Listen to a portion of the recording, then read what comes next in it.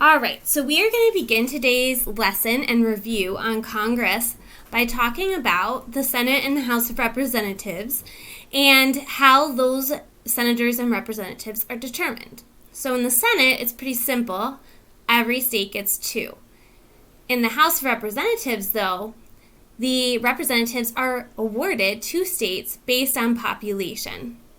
So that is where the census comes in. So you may or may not have seen this envelope come to your house in the mail, but it's very exciting because the 2020 census is underway. The census is what allows for reapportionment. Reapportionment occurs every 10 years after the census. This is when the seats to each state are redistributed based on the population in the most recent census. So again, reapportionment happens every 10 years after the census when seats in the House of Representatives are redistributed based on population shifts and the most recent population data from the census. Now, after this, things can get a little tricky. So, redistricting those representatives is left up to the state legislatures. So redistricting is the process through which state legislatures redraw district lines to account for the population changes. So redistricting is when state legislatures redraw district lines to account for the changes. And they should be creating voting districts that are equal in population across the state. That doesn't mean they have to be drawn in normal shapes. That's where gerrymandering has come in.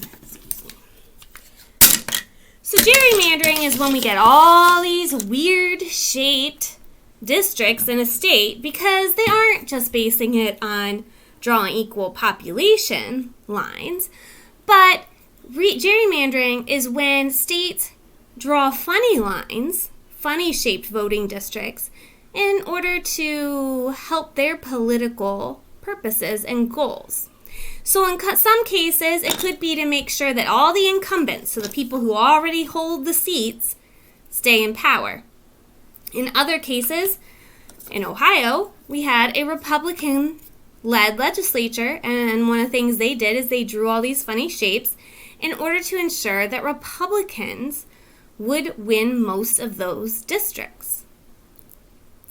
Now, they could also be used to create minority-majority districts. That what happened in the South after all the voting injustices before the Civil Rights era.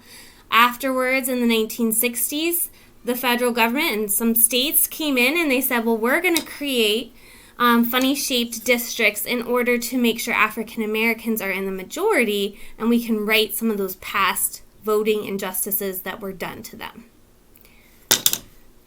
Now, this all seems a little bit fishy, and the Supreme Court has weighed in on the issue. In Baker v. Carr, which is one of the landmark cases you have to know from 1962, the Supreme Court basically said that good old 14th Amendment, because of its equal protection law, gives the court the right to determine the constitutionality of state voting districts. That's because citizens must be treated equally under the law. And if districts are not equal in population, then some votes may be technically counting more than other votes, and that's not equal protection under the law.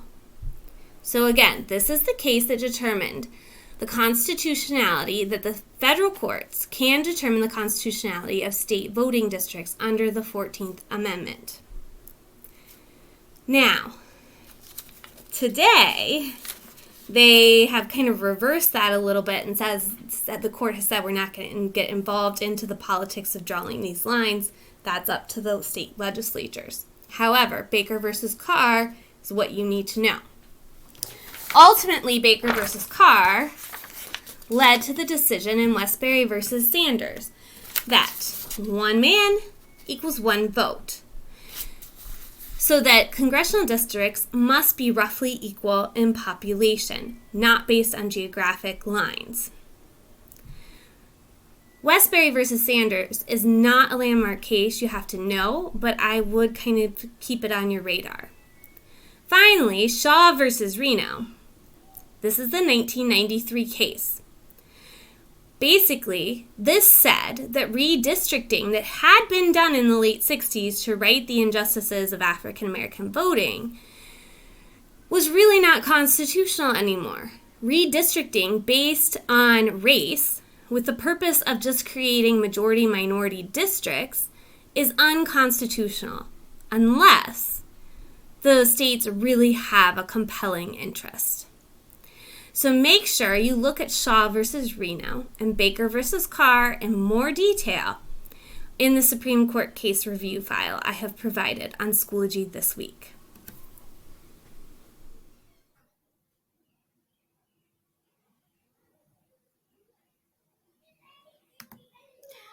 All right, so now we're going to talk about and review the powers of Congress. And you're probably going to be hearing a lot of fighting in the background, which is on purpose. It's representative of all the gridlock and fighting that occurs in Congress.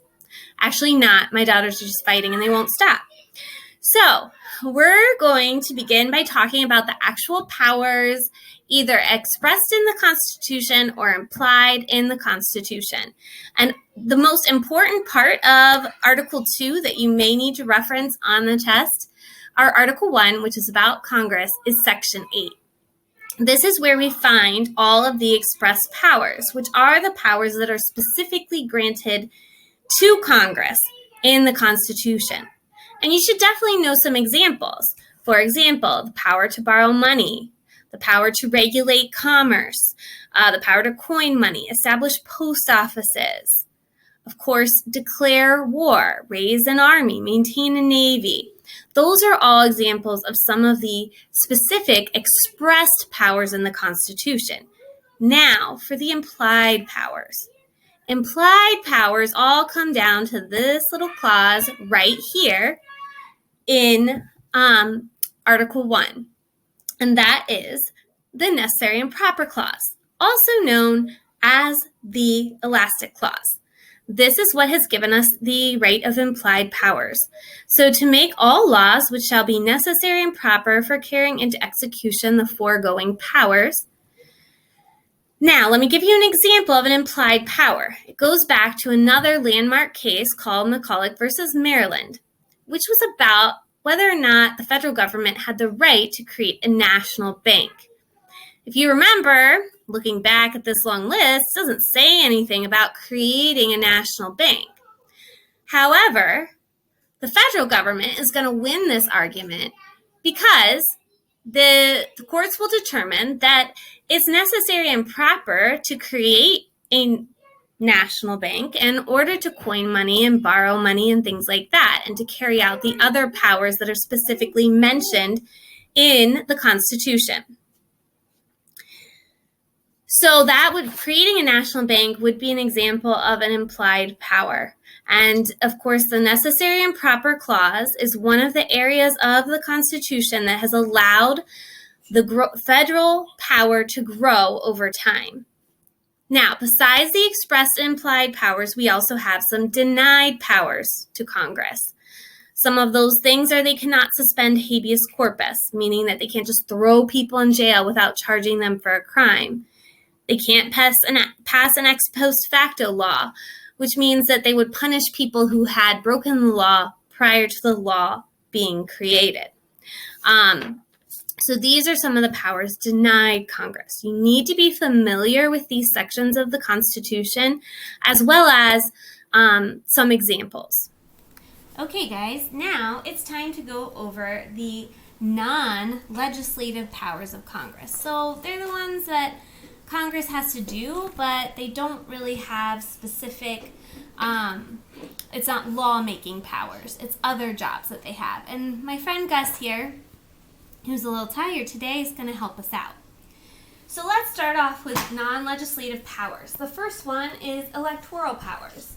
So keep in mind that if no president would win the Electoral College, get a majority of the Electoral College, then the House of Representatives actually gets to elect the next president of the United States.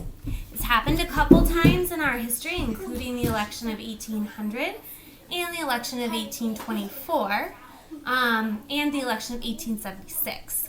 It hasn't happened too recently, though. Second non-legislative power would be amendment powers. So the first part of adding an amendment to the Constitution is that 2/3 of both houses of Congress have to propose the amendment. From there, it bypasses the president and it goes directly to the state legislatures, where 3/4 of the state legislatures have to vote to actually add the amendment to the Constitution. All right, now this is where Gus comes in. Gus? Next one that Gus wants to share with us is the power of impeachment, as what happened with Donald Trump this past year. So, the impeachment power is for many of the executive office holders in the executive branch, as well as federal judges. The way the process works is the House will bring charges against a executive official or judge, and like in the case of Trump, it was obstruction of justice and abuse of power. And then it's up to the Senate to decide if that person should actually hold a trial and vote whether or not to convict them and remove them from office on those charges, which the Senate did not do. Gus could not be more excited about this. All right. In addition to this, the Senate has the right to approve all presidential appointments and treaties, so that would be executive powers of the Senate. Both the House of Representatives and the Senate have the power to investigate, which is oversight. So they oversee the executive agencies and the president and determine if they are spending money right and implementing policy correctly, and they can investigate whether there's been some sort of wrongdoing. Right, Gus? That's how we have a magnifying glass. Now I want you to add one here, and that is the power of the purse. Yes. So, the power of the purse means that ultimately the House and the Senate together have the power to approve a presidential budget, and the House of Representatives specifically, all appropriations bills start in the House of Representatives.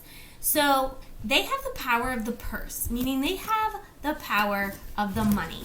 And if the president wants money for a specific thing, it's going to have to go through Congress. Oh, well, hello, Penny. I didn't really invite you to this production, but thanks for making a cameo. All right, so those are the non-legislative powers of Congress.